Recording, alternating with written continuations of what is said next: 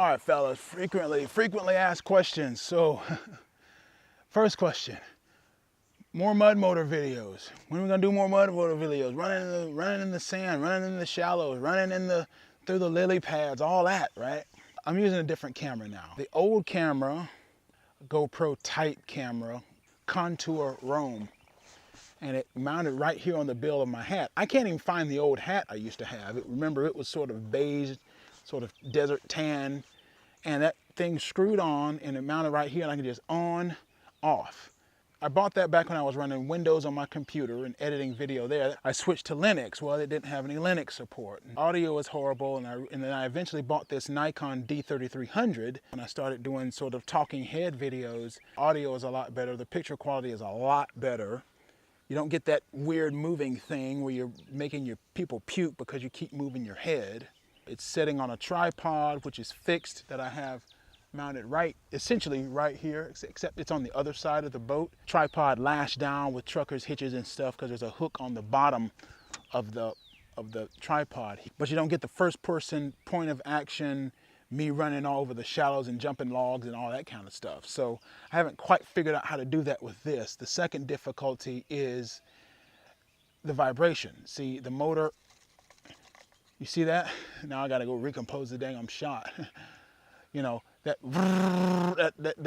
vibration, the automatic, you know, exposure and compensation and the motion stabilization can't keep up. And so I don't know if I need to buy a special camera mount for that or if I just need to do something else altogether.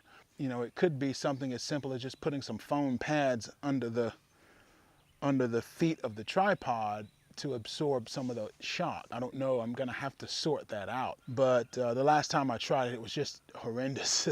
It couldn't get any watchable video. I definitely want to hot rod a new engine, really. I really want to build a new power head, a high torque power head, and really build an engine that's more practical. See, one of the problems with these engines is that they're just little generator engines, 6.5 horsepower.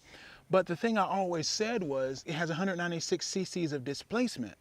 If you look at most outboard motors on the market, like a Mercury or Yamaha or whatever, anything around 200 cc's is producing about 9.9 horsepower. There's a whole lot of power in these motors that you should be able to run without sacrificing the reliability. Now, the last motor, I just way overdid it and just totally, pow, blew it up. But I bet if you could use a stock type camshaft, something that's essentially designed to run with stock springs, but just has a little bit more lift or a little bit more duration, but that only is designed to run with the 10.8 pound springs, that'll be a light enough spring pressure that you won't be generating so much power that it just blows up the motor like my last one.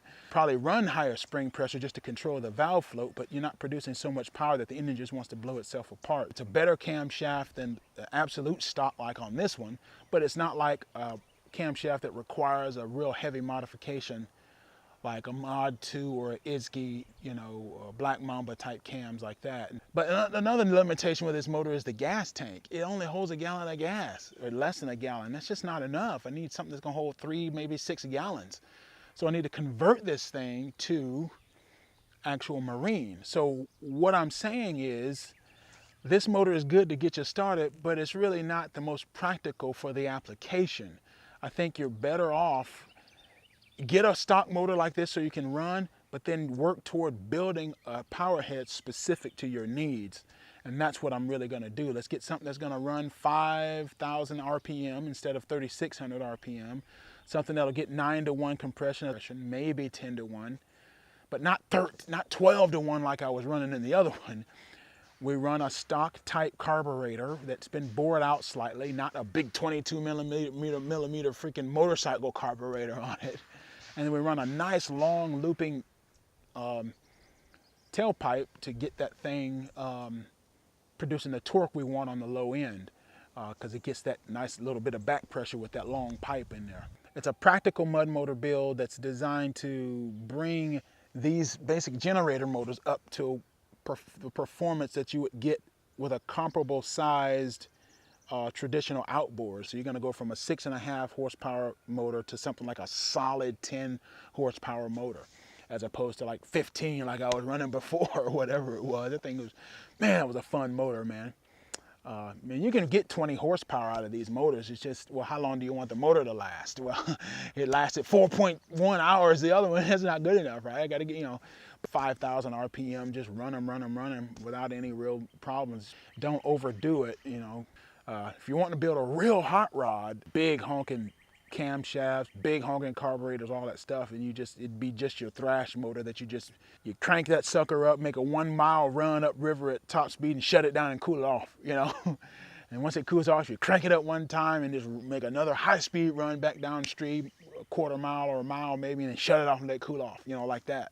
It'd be a good screamer, a screamer like 8,000 RPM, whatever. But my slip corks, people ask me which size cork do you need to use? They don't know whether to get the 6-inch, they don't know whether to get the 9-inch ones or the 18-inch ones. 5 foot of water or less, go with the short stem float. Long stem, 5 feet or more, you go with a long stem. And most people are buying, if they say they buy a dozen floats, they'll buy 6 short stem floats and 6 long stem floats. And that's really what people are buying right now. If you guys like what I'm doing, you can support what I'm doing in Black Warrior Lures. 1, you can go to the website and buy the product. 2, if you're interested in the mud motors for an upcoming mud motor class online, put that down there and let me down below in the comments down below. You can also donate on Patreon, which is there. Just Black Warrior Lures on Patreon if you want to do that, and it's a once a month thing.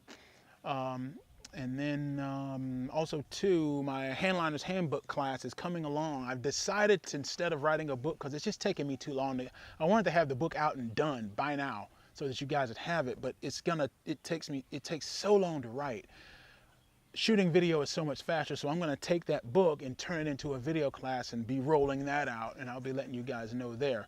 So if you want to know about that, you can either go to the website and sign up for that, and I'll put the link. Something should be popping up here or something page, and get on the notification list for the Handliner's Handbook. And if you get that, you'll get, what I have, the 3 proven handline rigs that should be popping up here. 3 proven handline rigs that I use day in and day out to be catching these fish.